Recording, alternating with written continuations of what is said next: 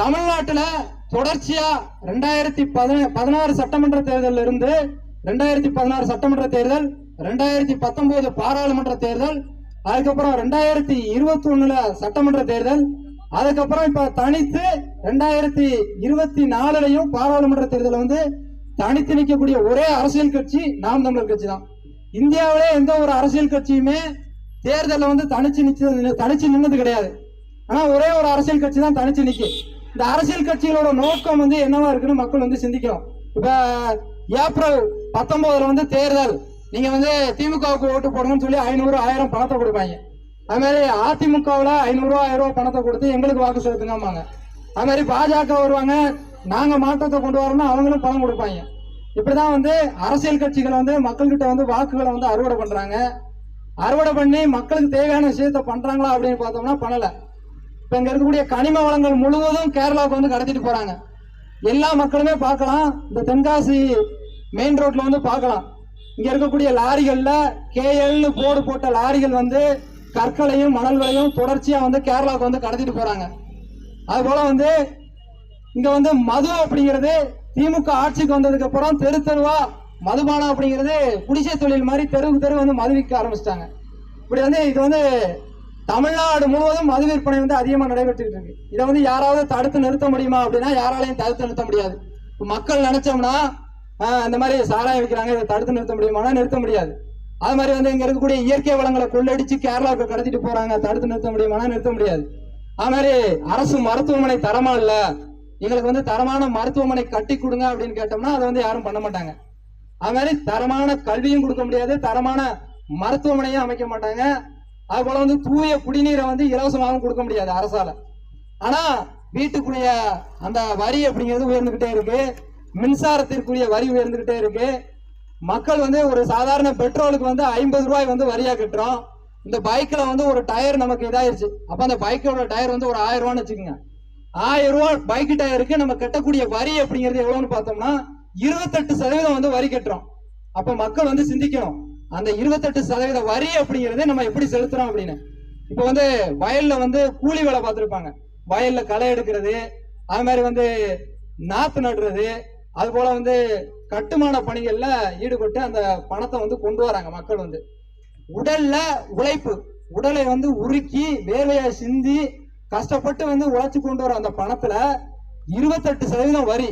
இப்போ ஒரு ஆள் கொத்தனார் வேலை பார்க்கறாருன்னா ஒரு கடுமையா உழைச்ச பணத்துல 1000 ரூபாய் டயர்னா 280 ரூபாய் வரியா கட்டுறாரு. அது போல வீட்டு வரி உயர்ந்துருச்சு, மின்சாரத்துக்கு வரி கட்டுறோம், அது மாதிரி வந்து குடிநீருக்கு மாதம் மாதம் பணம் கட்டுறோம். அப்போ ஒரு அரசு வந்து மக்களுக்கு வந்து பண்ணி கொடுக்கக்கூடிய அடிப்படையான விஷயம் எதுவுமே பண்ணி கொடுக்கல. தரமான கல்வியை வந்து கொடுக்க முடியல, தரமான மருத்துவத்தை கொடுக்க முடியல, அது மாதிரி குடிநீரையும் கொடுக்க முடியல. அப்போ வரி வந்து இவ்வளவு ரூபாய் பணம் கட்டுறோம். ஒரு லிட்டர் பெட்ரோலுக்கும் 50 ரூபாய் கட்டுறோம். சாதாரணமா ஒரு நாளைக்கு 1 லிட்டர் பெட்ரோல் பயன்படுத்தினா கூட மாதத்திற்கு ஒரு நாளைக்கு 50 ரூபானா 5 15 1500 ரூபாய் பெட்ரோலுக்கு மட்டும் ஒருத்தர் வந்து ஒரு வீட்டுல வரியா கட்டுறாங்க. அது மட்டும் இல்லாம நீங்க பைக்கு, டூ வீலர் இந்த மாதிரி எந்த விதமான இதுக்குமே 28% வரி கட்டுறீங்க. அப்ப இவ்வளவு வரியை வந்து வாங்குறாங்க. ஒரு அரசு வந்து ஒரு சாதாரண குடிமகன்கிட்ட வந்து போட்டிருக்க செருப்புல இருந்து தலைக்கு தைக்கிற எண்ணெய் வரைக்கும் வரியா வந்து வாங்குறாங்க. இப்ப இந்த வரியை வந்து மக்களுக்கு வந்து என்னவா திருப்பி கொடுக்காங்க அப்படின்னு மக்கள் வந்து சிந்திக்கணும். அப்படி சிந்திச்சாதான் நமக்கு இந்த அரசியல் அப்படிங்கிறது புரியும். நான் ஒரு அரசு எதற்காக இருக்குன்னா அடிப்படையா மக்களுக்கு வந்து தரமான கல்வியை கொடுக்கணும். இப்போ ஒரு வீட்டுல வந்து ஒரு ஏழையா இருக்காங்க, அவங்க வந்து உழைச்சி வாழ்றதுக்கு அரசு வந்து ஏற்படுத்தி கொடுக்கணும். நல்ல உழைக்கிறதுக்கான இதை வந்து சூழலை வந்து அரசு ஏற்படுத்தி கொடுக்கணும்.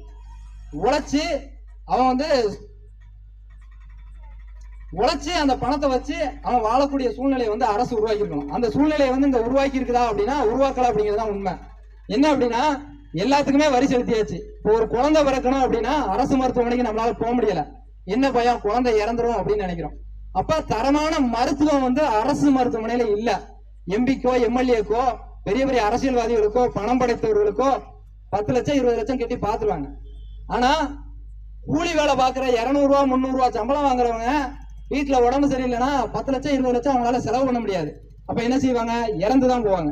அதுவே இந்த தரமான மருத்துவம் இருந்ததுன்னா அங்க அப்போலோ மருத்துவமனையில என்ன மருத்துவம் கிடைக்குதோ அதே மருத்துவம் வந்து ராயகிரியில இருக்கிறதுல கிடைச்சிச்சுன்னா எல்லாருமே இங்க வந்து உயிரோட வாழலாம். அப்ப தரமான மருத்துவம் அப்படிங்கிறது தேவையா? ஒரு உயிரினம் வந்து வாழ்றதுக்கு அடிப்படை தேவை வந்து மருத்துவம். உயிர் காக்கக்கூடிய மருத்துவத்தை வந்து இலவசமா தரமானதா கொடுக்கணும். அதாவது சாதாரணமான காய்ச்சல் இருந்து எவ்வளவு பெரிய அறுவை சிகிச்சையா இருந்தாலும் அதை வந்து இலவசமா கொடுக்கணும். இததான் அண்ணன் சீமான் அவர்கள் வந்து சொல்றாங்க. நாம் தமிழர் கட்சியினுடைய முக்கிய கொள்கையே இதான். இவ்வளவு ரூபா மக்கள்கிட்ட வரி வாங்கக்கூடிய அரசு ஏன் வந்து தரமான மருத்துவத்தை வந்து கொடுக்க முடியல அப்படிங்கிறது. இன்னொன்னு, இந்த மருத்துவத்தினால கடன் வாங்கின குடும்பங்கள் இருக்கும். அது மாதிரி குழந்தைகளை படிக்க வைக்கிறதுக்காக கடன் வாங்கி நிலத்தை வித்து இப்படி எல்லாம் இருப்பாங்க. அப்ப கல்வி கற்கிறதுக்கு குழந்தைய வந்து கடனாளி ஆக்குறாங்க. அப்ப தரமான கல்வியை வந்து இலவசமா கொடுக்கணும் அப்படிங்கறத நாம் தமிழர் கட்சியோட இது. அப்ப நம்ம பகுதியில வந்து ஒரு கல்லூரி இல்ல, 12ஆம் வகுப்பு வரைக்கும் படிச்சிருக்காங்கன்னா அந்த பள்ளியில படிக்கக்கூடிய அந்த கல்வியை இலவசமா கொடுத்துடணும். அடுத்து அதாவது என்னன்னா, ஆரம்ப கல்வி முதல் ஆராய்ச்சி கல்வி வர, ஆரம்ப கல்வியில இருந்து ஆராய்ச்சி கல்வி வரனா அவங்க டிகிரி படிக்கிறது, அடுத்து மேல மாஸ்டர் டிகிரி படிச்சாலும் அதை இலவசமா கொடுக்கணும்னு சொல்லி சொல்றாங்க. எந்த ஒரு அரசியல் கட்சியுமே சொல்லல. ஆட்சி அதிகாரத்தில் இருக்கக்கூடிய திமுகவோ அதிமுகவோ பாஜகவோ யாருமே சொல்ல மாட்டாங்க. ஏன் சொல்ல மாட்டேங்காங்க அப்படிங்கிறத மக்கள் சிந்திக்கணும். மருத்துவத்தை வியாபாரம் ஆக்கிட்டாங்க, கல்வியை வியாபாரம் ஆக்கிட்டாங்க, குடிக்கக்கூடிய தண்ணீரை வியாபாரம் ஆக்கிட்டாங்க. அதனாலதான் குடிக்கக்கூடிய தண்ணீருக்கு மாதந்தோறும் வந்து குடிநீர் கட்டணம் வசூலிக்காங்க. ஆனா வந்து அரிசியை வந்து ரேஷன் கடைகள்ல வந்து இலவசமா போடுறாங்க. 15 கிலோ அரிசியை மாதந்தோறும் இலவசமா போடக்கூடிய அரசு ஏன் வந்து குடிக்கக்கூடிய தண்ணீருக்கு வந்து வசூலிக்குது பணத்தை அப்படிங்கிறத சிந்திக்கணும். அப்ப இதான் அரசியல். இப்ப திமுக ஆட்சிக்கு வருது அப்படின்னா அவங்க வந்து பெருதோறும் சாராயங்களை விற்பாங்க, அது மூலம் வந்து பணம் பார்ப்பாங்க. இங்க இருக்கக்கூடிய மலைகள் எல்லாம் வெட்டி கேரளாவுக்கு கடத்துவாங்க, அதுல பல கோடி ஊழல் பண்ணி கமிஷன் அடிப்பாங்க. ரோடு போடணுமா, பாலம் கட்டணுமா, எல்லாத்துலயும் ஊழல் பண்ணுவாங்க. அவங்க கட்டக்கூடிய பாலமா இருந்தாலும் சரி, அவங்க கட்டக்கூடிய அரசு கட்டிடமா இருந்தாலும் சரி, 5 ஆண்டுகளுக்கு மேல அதனுடைய தரம் அப்படிங்கிறது இருக்காது. வெள்ளக்காரன் காலத்துல கட்டின கட்டிடங்கள்லாம் இன்னமும் இருக்கு. இப்ப சிவகிரியில போய் சார் பதிவாளர் அலுவலகத்தை போய் பார்த்தோம்னா அது வந்து வெள்ளக்காரன் காலத்துல கட்டினது, அது வந்து இன்னும் நல்லா ஸ்ட்ராங்கா இருக்கு. ஆனா நம்ம ஊர்ல இருக்கக்கூடிய அரசு மருத்துவமனை கட்டி இப்பதான் கட்டினாங்க, ஆனா அதை போய் பார்த்தோம்னா அங்கங்க இடிஞ்சு போய் கிடக்கும். அப்ப இந்த ஆட்சியாளர்கள் வந்து தரம் குறைந்ததா கட்டுறாங்கன்னா காரணம் என்னன்னா ஊழல். அப்ப தரமானதா எதுவுமே பண்ண மாட்டாங்க. அப்ப இந்த அரசு மருத்துவமனை இவங்க கட்டக்கூடிய எல்லாத்துலயுமே கமிஷன் பார்ப்பாங்க. அப்ப மக்கள் புரிஞ்சுக்கணும், இவங்க ஆட்சிக்கு வர்றதே வியாபாரமா தான் பாக்குறாங்க. இப்ப தென்காசி நாடாளுமன்ற தொகுதிக்கு இதுக்கு முன்னாடி வந்து தனுஷ்குமார் வந்து எம்பியா இருந்தாரு. அவர் என்ன பண்ணாரு, கேரளாவுக்கு போதா கமிஷன் வாங்குவாரு. அடுத்து எல்லா இதுலயுமே கமிஷன் தான். அங்க சாராயம் விற்கிறாங்களா அதுல கமிஷன். இப்படி தொடர்ச்சியா ஊழல் தான் பண்ணிட்டு இருக்காரு. அவர் மேல அந்த இதுக்கு முன்னாடி உதயசூரியன் சின்னத்துல நின்று வெட்டி விட்டார் இல்லையா தனுஷ்குமார், அவர் மேல இருந்த வழக்கு என்ன தெரியுமா? டிராக்டர்ல மணல் கடத்த, சட்டவிரோதமா மணல் கடத்தின வழக்குல உள்ள ஒரு நபரை தான் இதற்கு முன்னாடி வந்து உதயசூரியன் சின்னத்துல 500,000 ரூபாய் பணத்தை வாங்கிட்டு நம்ம எம்பி வேட்பாளராக தேர்ந்தெடுத்தோம் தனுஷ்குமார. அவர் தான் இப்ப எம்பியா இருக்காரு. அதனாலதான் அவரை மறுபடியும் எம்பி வேட்பாளராக நிறுத்தினா அந்த திமுக எம்பி வந்து தோத்து போவாரு அப்படின்னு தெரிஞ்சு போச்சு. அதனாலதான் 8 கோடி ரூபாய் பணம் கொடுத்திருக்காங்க. இப்ப ஒரு வேட்பாளர் வந்து திமுகவில் வந்து எம்பி வேட்பாளருக்கு இப்ப நிக்காங்க இந்த நாடாளுமன்ற தேர்தலில். அவங்க கொடுத்த பணம் வந்து 8 கோடி ரூபாய் திமுகவுக்கு கொடுத்துதான் இந்த தேர்தலில் எம்பி சீட்டு வாங்கியிருக்காங்க அப்படின்னு சொல்லி வெளியில வந்து தகவல்கள் வருது. அப்ப 8 கோடி ரூபாய் பண செலவு பண்ணி ஒருத்தர் வந்து எம்பி வேட்பாளராக நிக்காருன்னா அவர் வந்து மக்களுக்கு சேவை செய்வாரா, இல்ல அவர் வந்து கமிஷன் அடிச்சு 8 கோடியை எப்படி 80 கோடி ஆக்கலாம்னு பாப்பாரா? வேட்பாளர் வந்து நிற்பாங்க டம்மியா, இங்க கமிஷன் எல்லாம் வசூலிச்சு கொடுக்கறதுக்கு ஒரு வேலை நடக்கும். அப்ப மக்கள் புரிஞ்சுக்கணும், அவங்க பண்ணக்கூடியது வியாபாரம். மக்களுக்கு பணத்தை கொடுப்பாங்க, மக்கள் வந்து வாங்கி வச்சுக்கோங்க. திமுக கொடுத்தா வாங்கி வச்சுக்கோங்க, அதிமுக கொடுத்தா வாங்கி வச்சுக்கோங்க, பாஜக கொடுத்தா வாங்கி வச்சுக்கோங்க, யாரு பணம் கொடுத்தாலும் வாங்கி வச்சுக்கோங்க. ஆனா வாக்குகளை வந்து நாம் தமிழர் கட்சியினுடைய மைக் சின்னத்துக்கு வந்து வாக்கு செலுத்துங்க. அதுல வேட்பாளரை வந்து நிக்கிறது வந்து யாரு அப்படின்னு பார்த்தோம்னா இவருக்கு எந்த விதமான குற்ற பின்னணியுமே இல்ல. இசைமதிவாணன் அவர்கள் தான் வேட்பாளரை நிக்காங்க. இவர் யாரு இசைமதிவாணன் அப்படின்னு பார்த்தோம்னா இந்த ராயிரியை வந்து பூர்வீகமா கொண்டவர், ராயிரியில பிறந்தவர். இங்க இருக்கக்கூடிய ஆதித்தனார் பள்ளிக்கூடத்துல தான் அவர் 12ஆம் வகுப்பு வரைக்கும் படிச்சிருக்காரு. அப்ப இந்த மண்ணின் மகனுக்கு நீங்கள் வாக்கு செலுத்தணுமா, இல்ல ஊழல் பண்ணி டிராக்டர் மணல் கடத்தல், இங்க இருந்து கேரளாவுக்கு மண்ணை கடத்தி கமிஷன் வாங்கினது, ஊர் பூரா வந்து மதுபான பாட்டில்களை விற்று அதுல கமிஷன் ஆக்கி ஊர்ல இருக்கவங்க தாலியெல்லாம் அத்த திமுகவிற்கு வாக்கு செலுத்தணுமா அப்படிங்கிறத மக்கள் வந்து சிந்திச்சுக்கோங்க. உங்களுடைய கை வந்து உதயசூரியனை பார்த்து போச்சுன்னா வீட்டுக்கு ஒரு குடிகாரனை உருவாக்கி வச்சிருக்காங்க, பல குடும்பங்களின் தாலியை அத்திருக்காங்க அப்படிங்கிறத மக்கள் புரிஞ்சுக்குங்க. திமுகவுக்கு வாக்கு செலுத்தினா மறுபடியும் சாராயம் வைப்பாங்க, தொடர்ச்சியா கனிமவள கடத்தல் நடந்துகிட்டு தான் இருக்கும். அதிமுகவுக்கு 10 கட்சி கூட்டணி, அது மாதிரி பாஜகவுக்கு 10 கட்சி கூட்டணி. அதிமுகவில் வந்து ஐயா கிருஷ்ணசாமி அவர்கள் நிக்காங்க, அது மாதிரி பிஜேபியில வந்து யார் நிக்கிறாருன்னா ஐயா ஜான் பாண்டியன் நிக்கிறாரு. அப்ப இவங்களோட கொள்கை என்னன்னா, கொள்கையும் கிடையாது, கோட்பாடும் கிடையாது. தேர்தல் நேரத்துல கம்யூனிஸ்டுக்கு ஒரு 25 கோடி, இப்படி 10 கட்சிக்கும் ஒரு குறிப்பிட்ட கோடிகளை கொடுத்து அந்த கட்சிகள் வந்து மொத்தமா வந்து கூட்டணிங்க பேர்ல வந்து நிற்கும். மக்கள்கிட்ட பணத்தை போட்டு ஏமாத்துவாங்க. இப்ப மக்கள் புரிஞ்சுக்கிட்டு பணத்தை கொடுக்குற பணத்தை எல்லாம் வாங்கி வச்சுக்கோங்க, ஆனா வாக்குகளை யாருக்கு செலுத்தணும் அப்படிங்கிறத சிந்திச்சு நேர்மையான ஆட்சி மலர நாம் தமிழர் கட்சியில வாக்கு பெட்டியில 8வது சின்னமாக இருக்கக்கூடிய இந்த மைக் சின்னத்துல வந்து உங்களுடைய வாக்குகளை வந்து செலுத்துங்க. மக்கள் வந்து மறந்துடாதீங்க, மக்களுக்கு இருக்கக்கூடிய ஒரே உரிமை என்ன அப்படின்னு பார்த்தோம்னா வாக்கு செலுத்துறது மட்டும்தான். நீங்க வந்து இன்னைக்கு வந்து பஸ்ஸை விட்டுட்டா அடுத்து வந்து பஸ்ஸை பிடிச்சிக்கலாம், வேற பஸ்ல போய்க்கலாம், எல்லாம் மாற்று வழி இருக்கு. அது மாதிரி வந்து இன்னைக்கு நம்ம வேலைக்கு போகலன்னா நாளைக்கு வேலைக்கு போய்க்கலாம். அது மாதிரி இப்ப காலையில சாப்பிடாம விட்டோம்னா மதியம் சாப்பிட்டுலாம்.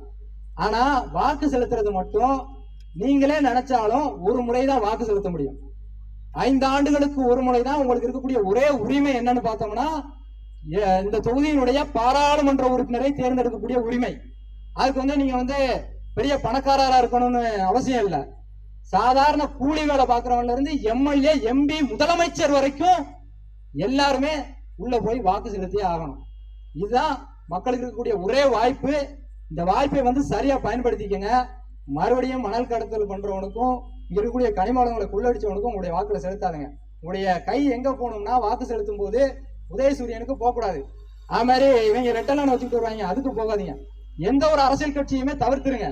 இந்த மண்ணில பிறந்தது யாரு, இந்த மண்ணின் மக்களுக்கு என்ன செய்வாங்க, அரசு மருத்துவமனையை இவர் சரி செய்வாரா மாட்டாரா, இந்த ஊர்ல பிறந்தவர். அதே மாதிரி பக்கத்துல இருக்கக்கூடிய மேற்கு தொடர்ச்சி மலையில செண்பகவல்லி அணைன்னு ஒரு அணை இருக்கு. அந்த அணை வந்து ஐயா காமராஜர் ஆட்சி காலத்துல வந்து வெள்ளத்துல வந்து உடைப்பு ஏற்பட்டு அத இது வந்து கேரளாவை நோக்கி அந்த தண்ணி போச்சு. ஐயா காமராஜர் அவர்கள் தமிழ்நாட்டை சேர்ந்தவர், அவர் வந்து தமிழ்நாட்டினுடைய முதலமைச்சரா இருக்காரு. அவர் போய் காமராஜர் போய் அந்த அணையுடைய அந்த உடைப்பை வந்து ஐயா காமராஜர் வந்து சரி செய்யறாங்க. அப்ப காமராஜர் ஐயா சரி செய்யும் போது செண்பகவல்லி அணை வந்து யாருடைய கட்டுப்பாட்டுல இருந்ததுன்னா தமிழகத்தினுடைய கட்டுப்பாட்டுல தான் இருக்கு. அந்த அணையை கட்டக்கூடிய உரிமை தமிழகத்துக்கிட்ட தான் இருக்கு. அப்ப அதன் பின்னர் வந்த எம்ஜிஆரும் என்ன செய்யறாரு அப்படின்னா, அதுக்கு அடுத்து அவர் ஆட்சி காலத்துல உடைப்பு ஏற்படும் போது கேரள அரசு தூக்கி பணத்தை கொடுக்காரு. கேரள அரசு என்ன செய்யறாங்கன்னா கட்டாமலே விட்டுறாங்க. அடுத்து திமுக ஆட்சிக்கு வருது. கருணாநிதி என்ன செய்யறாருன்னா அந்த பணத்தை வாங்கி அப்படியே கஜானாவுல போட்டாரு. அப்ப யாருமே மக்களுக்கு வந்து நல்லது செய்யணும்னு என்ன இல்ல, முதலமைச்சரா இருந்துட்டு போயிட்டாங்க. ஆனா இந்த செண்பகவல்லி அணையின் உடைப்பை வந்து இன்னும் சரி செய்யல. அப்ப மக்கள் சிந்திக்கணும், இந்த அணையின் உடைப்பை வந்து இப்ப கேரள அரசு கிட்ட அந்த உரிமையை கொடுத்துட்டாங்க. அப்ப அதுக்கு நம்ம என்ன காரணம்னு கேட்கும் போது கேரள அரசு என்ன சொல்றாங்கன்னா, இங்க வந்து கட்டுமான பணிகள் எதுவுமே மேற்கொள்ளக்கூடாது, இந்த மலை வந்து பாதுகாக்கப்பட்ட வனப்பகுதி, அந்த பாதுகாக்கப்பட்ட வனப்பகுதிகளை எந்த விதமான கட்டுமான பணியுமே பண்ணக்கூடாதுங்க. ஏற்கனவே அணையின் உடைப்பை சரி செஞ்ச காமராஜர். அப்ப இவங்களோட ஆட்சி காலத்துல எப்படி பாருங்க, அதுல வந்து மரத்தை வெட்டக்கூடாதுன்னு சொல்றாங்க. அப்ப மக்கள் சிந்திக்கணும், நமக்கான தேவை என்னங்கிறத புரிஞ்சுக்கணும். அப்ப அணையின் உடைப்பை சரி செய்ய முடியலங்க. அப்ப உரிமையை வந்து கேரள அரசு கிட்ட தாரவாத்துட்டாங்க. அப்ப இதுல தெரியும் இவங்களோட ஆட்சியினுடைய லட்சணம் என்னன்னு. அப்ப இது எவ்வளவு முக்கியமான பிரச்சனை அப்படிங்கிறது எல்லாருக்குமே தெரியும். சட்டமன்ற தேர்தலா இருந்தாலும் சரி, பாராளுமன்ற தேர்தலா இருந்தாலும் சரி, ஒவ்வொரு தேர்தல் வாக்குறுதியிலுமே இது இருக்கும். செண்பகவல்லி அணையை நாங்க கட்டுவோம், ஆனா கட்டவே மாட்டாங்க. காரணம் என்னன்னு பார்த்தோம்னா, இந்த அணையின் உடைப்பை வந்து சரி செய்யறதுக்கு இது வரைக்குமே யாருமே பண்ணல. ஆனா நாம் தமிழர் கட்சி ஆட்சிக்கு வந்தா அந்த அதிகாரத்தை மீட்டு கட்டாயம் செண்பகவல்லி அணையை வந்து கட்டுவோம்.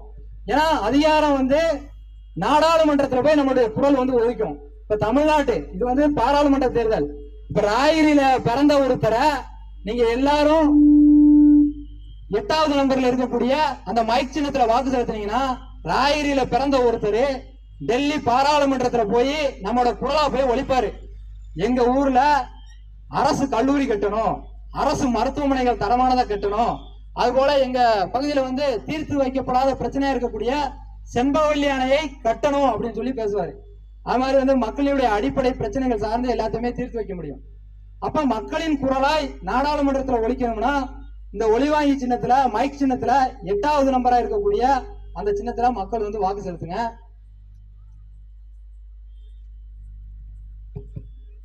இந்த அரசியல் வந்து மக்கள் வந்து உள்வாங்கிக்கணும். ஏன் அப்படின்னா, இப்போ ஊர்ல போய் பார்த்தோம்னா மக்கள் வந்து எப்படி வாழ்றாங்க அப்படிங்கிறத சிந்திக்கணும். அன்றாடம் போய் உழைக்கிறாங்க, இரவான உடனே குடிக்கிறாங்க. அப்ப அந்த குடிக்கிறாங்கன்னா அதுக்கு காரணம் என்ன? ஒரு அரசு தான் அதுக்கான காரணம். இப்போ ஒரு அரசு வந்து அரசினுடைய அதிகாரம் தான் தீர்மானிக்கு. தண்ணீருக்கு வந்து மாதந்தோறும் கட்டணம் வசூலிக்கணுமா, ரேஷன் அரிசி இலவசமா போடணுமா, பணம் கொடுத்து போடணுமா, அது மாதிரி எந்த இதுக்கு படிச்சிருந்தா எவ்வளவு காலி பணியிடங்கள் வந்து இருக்கணும் அப்படிங்கிறதெல்லாம் தீர்மானிக்கக்கூடியது அரசு தான். அப்ப அந்த அதிகாரம் வந்து எளிய மக்கள்கிட்ட கிடைக்கணும். கிடைச்சாதான் நம்ம மக்களுடைய அடிப்படை பிரச்சனை என்னன்னு பார்த்து புரிஞ்சுக்கிட முடியும். அப்ப சரியான அரசியலை வந்து மக்கள் வந்து உள்வாங்கிக்கிடணும். தேர்தலுக்கு வாக்கு செலுத்த போகும்போது நம்ம யாருக்கு வாக்கு செலுத்தணும்? திமுக அரசு ஆட்சி அதிகாரத்தில் இருக்காங்க, நல்லதே பண்ணல. அப்ப மக்கள் புரிஞ்சுக்கணும், தொடர்ச்சியா இயற்கை வளக்குள்ள நடந்துகிட்டு தான் இருக்கு. அடுத்தது அதிமுக இதற்கு முன்னாடி இருந்திருக்காங்க, இப்ப எதுவும் பண்ணல. அப்ப அவங்களுக்கு வாக்கு செலுத்தினாலும் புண்ணியம் இல்ல. 10 கட்சி கூட்டணி இப்படி வந்து எல்லா அரசியல் கட்சிகளுமே இப்படி இருக்கும்போது நாம் தமிழர் கட்சி மட்டும் தனித்து நிக்கிறாங்க. 10 கட்சி கூட்டணி இவங்க மட்டும் தனியா நிக்கிறாங்க. அப்ப தனித்து 40 பாராளுமன்ற தொகுதியிலுமே ஒருத்தங்க நிக்கிறாங்க. அவங்க வந்து கமிஷன் வாங்குறதுக்காண்டி இந்த தேர்தலில் வந்து நிக்கல. நான் இப்ப வந்து பேசுறோம்னா 1000 ரூபாய் 500 ரூபாய் பணத்தை வாங்கிட்டு நிக்கல. அது மாதிரி தேர்தலில் வீடு வீடா போய் பணம் கொடுக்கல. இப்ப நாம் தமிழர் கட்சியில இருக்கக்கூடிய ஒருத்தரும் அவங்களால முடிஞ்ச 100 ரூபாய் 200 ரூபாய் 50 ரூபாய் 500 1000 2000 இந்த வாகனம் வந்திருக்கு, இந்த ஒளிபெருக்கி இருக்கு, நாங்க சாப்பிடுற சாப்பாடு எல்லாமே யாரோ ஒருத்தர் வந்து கொடுத்த பணம். மக்கள் கிட்ட இருந்து வந்த பணத்தை வச்சு மக்களுக்காக அரசியலை வந்து மக்களுக்குள்ள புகுத்தி அவங்களுக்கு சரியான அரசியலை புரிய வச்சு எங்களுக்கு வந்து வாக்கு செலுத்துங்க அப்படின்னு சொல்லி நாங்க வந்து கேட்கிறோம். இந்த தெருவில் வந்து பேசுறோம். நான் இப்ப ஒரு பொறியியல் படித்த ஒரு பட்டதாரி தெருவில் இறங்கி பேசுறோம்னா என்ன காரணம் அப்படின்னா, ஏன் இப்படி வந்து தெருவில் வந்து நான் வந்து பேசணும்? ஏன் வந்து அரசியலுக்கு வந்து நான் வந்து அரசியல் வேண்டாம், நம்ம சம்பாதிச்சா போயிடலாம் அப்படின்னு ஏன் இங்க வந்து இந்த தெருவில் வந்து எதற்காக பேசுறோம்னா, கற்றவங்க எல்லாமே படிச்சவங்க எல்லாருமே அரசியலே வேண்டாம், நம்ம இன்ஜினியரிங் படிச்சிருக்கோம், டாக்டருக்கு படிச்சிருக்கோம், இல்ல டிகிரி படிச்சிருக்கோம் அப்படின்னு சொல்லி விலகி போக போக படிக்காதவங்க யாரை அருவருக்கத்தக்கவங்களா நினைக்கிறோமோ, யார் வந்து ரவுடியா இருக்கானோ, எவன் வந்து திருட்டு தொழில் பண்றானோ அவன் வந்து அதிகாரத்துல வந்து உட்காருவான். அதனால கற்றறிந்தவர்கள் வந்து அரசியலுக்கு வரணும் கட்டாயம்.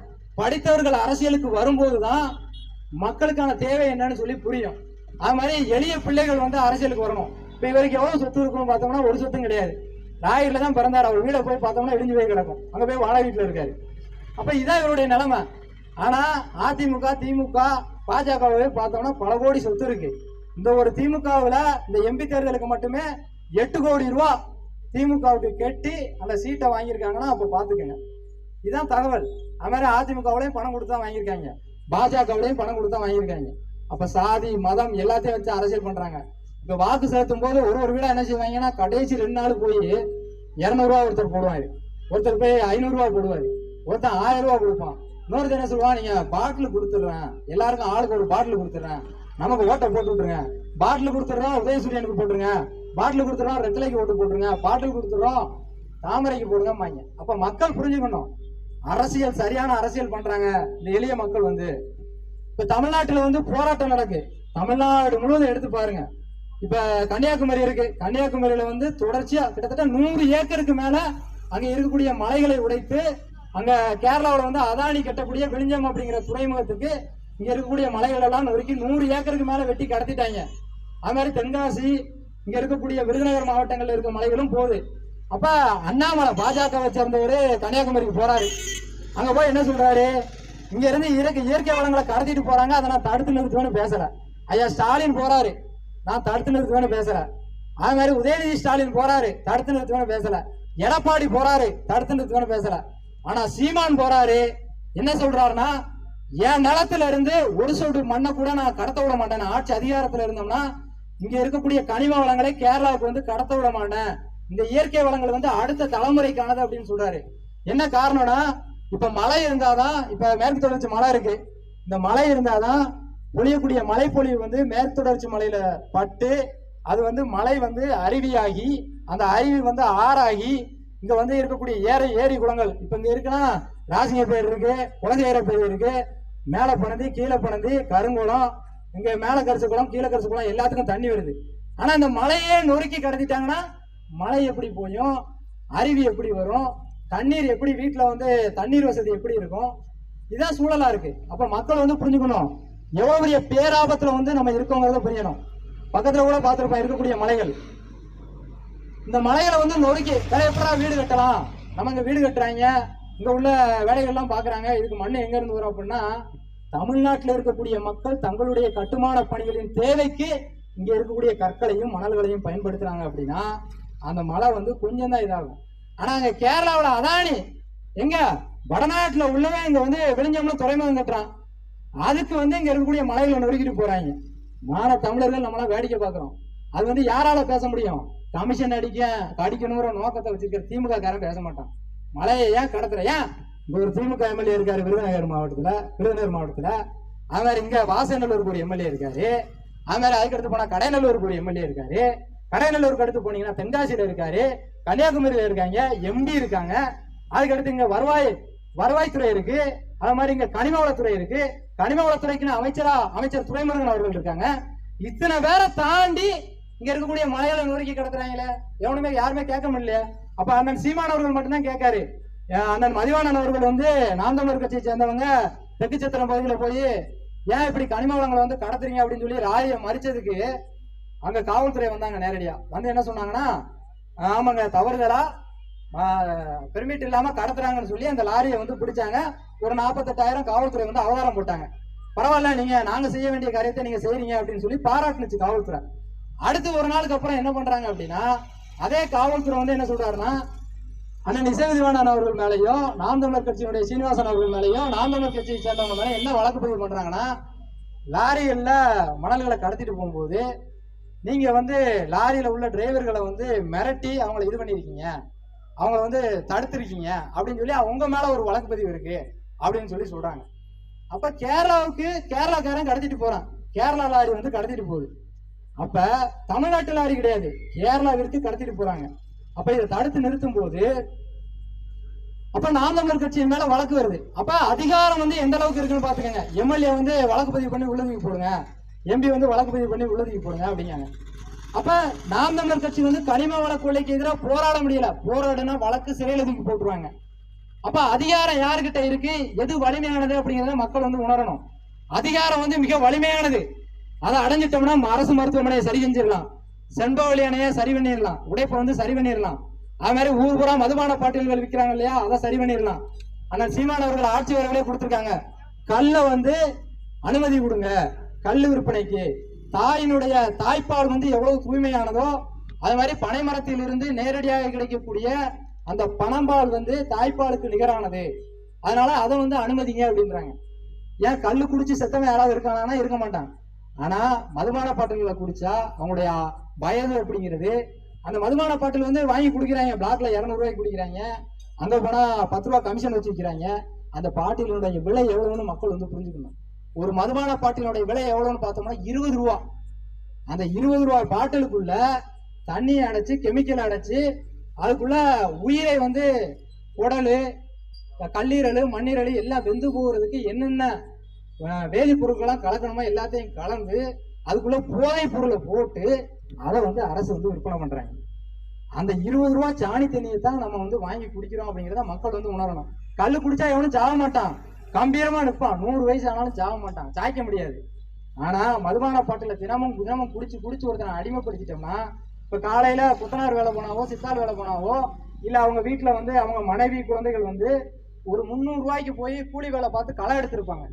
கஷ்டப்பட்டு வெயில போய் வெம்பாடுபட்டு களை எடுத்து அது போல வந்து நாத்து நட்டு சம்பாதிச்சு கொண்டு வந்து வீட்டுல வந்து இது பண்ணாங்கன்னா அந்த பணத்தை பிடிங்கி கொண்டு போய் குடிப்பாங்க, வீட்டுல இருக்க பாத்திரங்களை வச்சு குடிப்பாங்க. அப்ப இந்த அரசினுடைய தேவை என்னவா இருக்குன்னா, இந்த தமிழ்நாட்டில் இருக்கக்கூடிய எல்லா மக்களையும் குடிகாரர்களா மாற்றணும். 20 ரூபாய் சாணி தண்ணி, அந்த சாணி தண்ணியை தயாரிக்கிறது யாருன்னா அரசியல் கட்சியினுடைய எம்பிக்களும் எம்எல்ஏக்களும் தான் தயாரிக்காங்க. திமுகவை சேர்ந்தவங்களுக்கு சாராய ஆலை இருக்கு, அதிமுகவை சேர்ந்தவங்களுக்கு சாராய ஆலை இருக்கு, பாஜகவை சேர்ந்தவங்களுக்கு சாராய ஆலை இருக்கு. ஆனா எளிய பிள்ளைகள் நாங்க என்ன பண்றோம், இதெல்லாம் தடுத்து நிறுத்தணும்னு சொல்லி சொல்றோம்.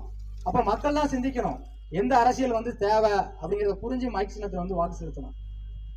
அப்ப சாராயம் 20 ரூபா, அப்ப அதை வந்து மக்கள் கிட்ட சேரும் போது எவ்வளவு வருது, அப்ப அதுல எத்தனாயிரம் கோடி ஊழல் பண்ணி கமிஷன் அடிக்கிறாங்கன்னு பார்க்கணும். அப்ப அதுல வந்து ஒரு குறிப்பிட்ட பகுதி வந்து இங்க இருக்கக்கூடிய எம்பிக்களுக்கும் எம்எல்ஏக்களுக்கும் ஐயா முதலமைச்சர் அவர்களுக்குமே போகுது இங்க இருந்து. அப்ப இவ்வளவு சாராயத்துல இவ்வளவு வருமானம் இருக்கிறதுனாலதான் அரசு வந்து இதை விட மாட்டேங்கிறாங்க.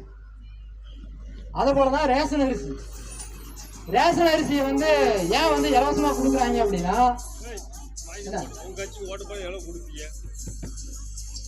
வாக்கு செலுத்துறதுக்கு வந்து பணம் கொடுக்க மாட்டாங்கண்ணே.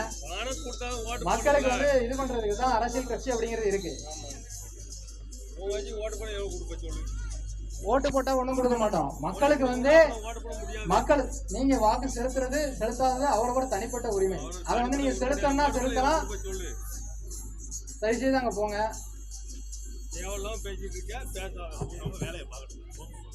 அரசியல் கட்சிகளுக்கு வந்து ஜனநாயக உரிமை இருக்கு, ஒருத்தருக்கும் ஒரு உரிமை இருக்கு. ஒரு கட்சி வந்து மக்களுக்கு வந்து இதை பண்ணுவோம், கல்வியை வந்து தரமா இலவசமா கொடுப்போம், மருத்துவத்தை வந்து தரமா இலவசமா கொடுப்போம், செண்பவல்லி அணையை கட்டுவோம் அப்படின்னு சொன்னா மக்கள் கேட்கக்கூடிய கேள்வி என்னன்னு இப்பவே பாருங்க, எவ்வளவு ரூபாய் பணம் கொடுப்போம் உங்க கட்சி? அப்ப மக்களுடைய இவருன்னு இல்ல, தமிழ்நாடு முழுவதும் இருக்கக்கூடிய மக்கள் எல்லாருமே இந்த மனநிலையில தான் இருக்காங்க. என்ன அப்படின்னா, நாங்களே வாக்கு கேட்டு போகும்போது ஏன்னா படிக்காத மக்களுக்கு அவங்களுக்கு வந்து அடிப்படை அரசியல் புரிதல் அப்படிங்கிறது இருக்காது. அப்ப அவங்க என்ன கேட்பாங்க, எவ்வளவுப்பா பணம் கொடுப்பீங்க? அவங்க உதயசூரியன்ல 500 ரூபாய் கொடுத்தாங்கப்பா, ரெட்டலையில 200 ரூபாய் கொடுத்தாங்கப்பா, அது மாதிரி பிஜேபியில இவ்வளவு ரூபாய் பணம் கொடுத்தாங்கப்பா அப்படின்னா அப்ப மக்கள் வந்து அப்படியே பழகிட்டாங்க. அரசியலுங்கிறது வாக்கு அப்படிங்கிறத பணம் கொடுப்பாங்க அப்படிங்கிற மாதிரி ஆயிப்போச்சு.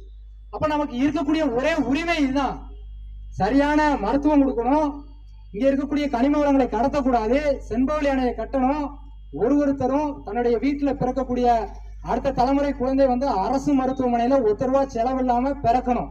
அது மாதிரி அந்த பிறந்த குழந்தை வந்து கடனாளியாகி கல்வி கற்காம தலை நிமிர்ந்து தரமான கல்வியை வந்து பெறணும். 1ஆம் வகுப்பு முதல் ஆராய்ச்சி கல்வி வரைக்கும் இலவசமா கொடுக்கணும். அப்ப தரமான கல்வியை கொடுக்கணும். அது மாதிரி தரமான மருத்துவம் வந்து எத்தனை லட்சம் ரூபானாலும் இலவசமா கொடுக்கணும். இப்படி வந்து அடிப்படை தேவையை கொடுக்கணும் அப்படிங்கிற சொல்லக்கூடியது நாம் தமிழர் கட்சி தான். அப்ப அந்த கட்சிக்கு வாக்கு செலுத்தினா மட்டும்தான் நம்ம கடனாளியா மாற முடியாது. அப்படி இல்லைன்னா படிக்கக்கூடிய குழந்தை வந்து கல்விக்கு கடனாளி ஆயிருப்பாங்க, கல்வி கடன் வாங்கியிருப்பாங்க. விவசாயம் பண்ணக்கூடியவங்க விவசாய கடனாளி ஆயிருப்பாங்க. அது மாதிரி வந்து மருத்துவத்திற்கு இடங்களை விட்டு மருத்துவமனையில சிகிச்சை பார்ப்பாங்க. இந்த மாதிரியான சூழல் தான் உருவாகும். அப்ப அரசியல் வந்து எவ்வளவு முக்கியமானதுங்கிறத மக்கள் வந்து புரிஞ்சுக்குங்க. சரியான அரசியல் கட்சியினுடைய வேட்பாளர் வந்து தேர்ந்தெடுக்கணும். அண்ணன் சீமான் அவர்களினுடைய நாம் தமிழர் கட்சியில் இருக்கக்கூடிய இந்த மைக் சின்னத்துல வந்து வாக்கு செலுத்துங்க. ஏப்ரல் 19ஆம் தேதி நீங்க வாக்குச்சாவடிக்கு போகும்போது மற்றவங்க கொடுத்த பணம் கொடுத்தா வாங்கி வச்சுக்கோங்க. அது வந்து உங்ககிட்ட இருந்து அடிச்ச பணம் தான், அதனால வாங்கி வச்சுக்கோங்க.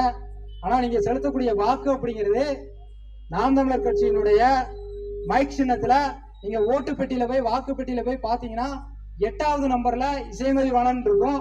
அதுல இந்த மைக் சின்னத்துல வந்து உங்களுடைய வாக்குகளை செலுத்துங்க. அப்பனாதான் இப்ப இருக்கக்கூடிய இப்ப இருக்கக்கூடிய தலைமுறைகள் இருக்காங்க இல்லையா, இப்ப இருக்கக்கூடிய தலைமுறைகள் வந்து ஓட்டுனாவே தேர்தல்னாவே பணம் கொடுப்பாங்க, பாட்டில் கொடுப்பாங்க அப்படிங்கிற நிலையை மாற்றி அரசியல்னா இது இல்லப்பா, இன்னும் ஒரு 5 வருஷம் கழிச்சு எப்படி மாறும்னா அரசியல்னா இது இல்லப்பா, மக்களுக்கு செய்யக்கூடிய சேவை தான் அரசியல் அப்படிங்கிற நிலைமைக்கு வந்து வருவாங்க. என்ன காரணம்னா, இதற்கு முன்னாடி காமராஜர் வந்து அவருடைய ஆட்சி காலத்துல வந்து சொல்றாங்க, ஊர்தோறும் பள்ளிக்கூடம் கட்டணும்ப்பா, இதெல்லாம் படிக்காம இருக்காங்க, இவங்கெல்லாம் படிச்சு பெரிய ஆள் ஆயிட்டாங்கன்னா மக்கள் எல்லாம் காப்பாத்திடுவாங்க இல்லையா அப்படின்னு சொல்றாங்க. அப்ப அதற்கான ஒரு திட்டத்தை போட்டு எவ்வளவு ரூபாய் செலவாகும்னு கேட்கும்போது அங்க இருக்கக்கூடிய அமைச்சர் பெருமக்கள் என்ன சொல்றாங்கன்னா, அரசுகிட்ட வந்து போதிய நிதி இல்லைன்னு சொல்றாங்க. அப்ப ஐயா காமராஜர் அவர்கள் என்ன சொல்றாங்கன்னா, இப்ப இருக்கக்கூடிய முதலமைச்சரையும் அப்ப இருக்கக்கூடிய முதலமைச்சரையும் கொஞ்சம் ஒப்பிட்டு பாருங்க. ஐயா காமராஜர் என்ன சொல்றாருன்னா, நான் தெருவா போய் பிச்சை எடுத்தாவது என் பிள்ளைங்களை வந்து படிக்க வைப்பேன், பள்ளிக்கூடம் கட்டுவேன் அப்படின்னு சொல்றாரு. அப்ப அந்த மாதிரியான ஆட்சி வந்து திரும்பி வரணும் அப்படின்னா நம்ம வந்து அண்ணன் சீமான் அவருடைய மைக் சின்னத்துல வாக்கு செலுத்தினாதான் அந்த ஆட்சி அப்படிங்கிறது திரும்ப மலரும். அப்ப மக்களுக்கு அடுத்த தலைமுறைக்கு வந்து சரியான அரசியல் வந்து பூத்தப்படும். இதான்ப்பா அரசியல், மக்களுக்கு சேவை செய்யக்கூடியதான் அரசியல் அப்படிங்கிற நிலைமைக்கு வந்து மக்கள் வருவாங்க. அப்பதான் சரியான அரசியல் அப்படிங்கிறது வரும். அதனால மக்கள் வந்து இந்த அரசியலை வந்து உள்வாங்கி தேர்தலில் வாக்கு செலுத்தும் போது ஒருத்தரும் மைக் சின்னத்தை வந்து வாக்கு செலுத்துங்க. நன்றி, வணக்கம்.